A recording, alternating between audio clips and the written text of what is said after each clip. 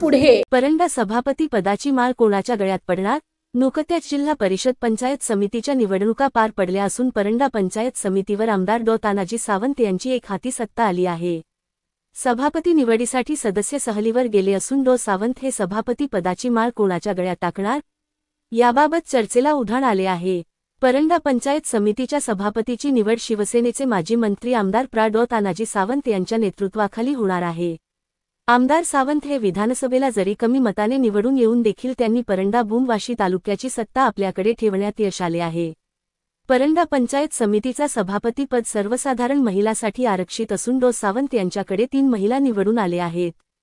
त्यात सभापती पदाचे मुख्य दावेदार असलेले शिवसेना तालुका प्रमुख अण्णासाहेब जाधव यांच्या पत्नी अर्चना जाधव या वडनेर गणातून निवडून आले, तर शेळगाव गणातून रेश्मा अशोक गायकवाड आणि आनाळा गणातून मालनबाई दादा कोलते या 3 महिला निवडून आलेल्या आहेत। या तिघांपैकी एका महिलेच्या गळ्यात सभापती पदाची माळ पडणार असल्याने समर्थकांमध्ये उत्सुकता लागली आहे। तालुक्याच्या सर्वच भागातील जनतेला न्याय डॉ. सावंत यांना द्यावे लागणार आहे। जनहितार्थ न्यूज एक पाऊल पुढे। मुख्य संपादक धनंजय गोफणे। आपल्या परिसरातील बातम्या पाहण्यासाठी चॅनलला सबस्क्राइब करा, व्हिडिओला लाईक करा आणि बेल आयकॉन दाबायला विसरू नका।